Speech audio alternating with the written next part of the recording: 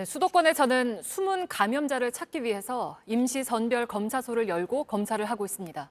지금까지 170명의 확진자를 찾아냈습니다. 임시 선별 검사소에 나가 있는 최종혁 기자 연결하겠습니다. 지금은 검사가 끝난 것 같은데 어디에 가 있죠? 네, 서울광장에 마련된 임시검사소 앞입니다. 자, 서울중구청이 어제부터 새롭게 운영을 하기 시작한 곳인데요. 자, 지금 뒤를 보면 검사가 중단이 되긴 했지만 아시다시피 이곳은 서울 중심가에 위치하고 있고 또 주변에 회사가 많다 보니까 검사가 마감되는 오후 6시까지 이 사람들이 검사를 받기 위해 줄을 길게 늘어선 모습을 볼 수가 있었습니다. 네, 지금까지 몇 명이나 검사를 받았나요? 네, 나흘 동안 7만 709명의 검사를 받았습니다. 특히나 어제 하루에만 3만 2,940명이 검사를 받았는데요. 자, 앞서 말씀하신 것처럼 현재까지 확진자는 170명이 나왔습니다. 첫날 19명을 시작으로 이튿날 49명, 그리고 오늘 기준으로 102명이 나왔는데요. 그러니까 검사 건수가 늘어날수록 확진자의 수도 늘어나고 있는 상황입니다. 네, 그러니까 이렇게 나온 확진자 수가 예상보다 많은 겁니까? 그렇습니다. 당초 서울시는요, 인구 10,000명당 확진자 1명이 나올 것으로 추측을 했었습니다. 자, 그런데 현재까지 나온 170명을 이 10,000명 기준으로 한번 계산을 해보면 48.2명입니다. 그러니까 예상했던 것보다 월등히 많은 수치가 나오고 있는 거고요. 자, 방역 당국은 일단 숨어 있는 감염자들을 선제적으로 찾아냈다라는 것에 대해서 의미를 부여하고 있습니다.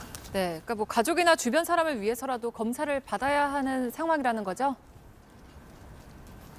맞습니다. 자, 특히 이번 검사는 5가지 오무 5가지가 없어도 검사를 받을 수가 있는데요.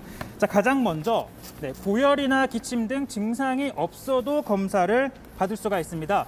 그리고 두 번째로는요.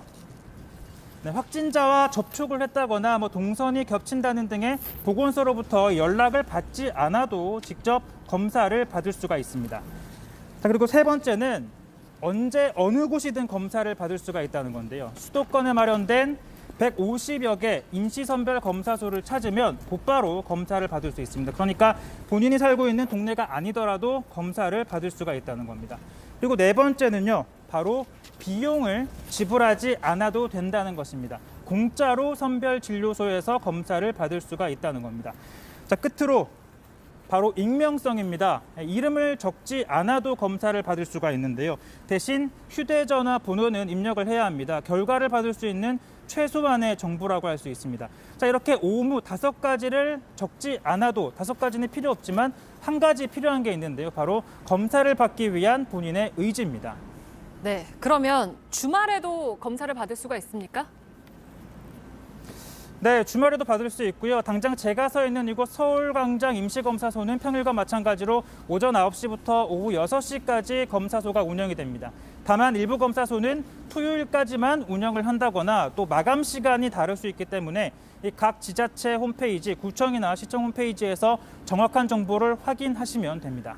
네, 잘 들었습니다. 지금까지 서울광장 임시선별검사소에서 최종혁 기자가 전해드렸습니다.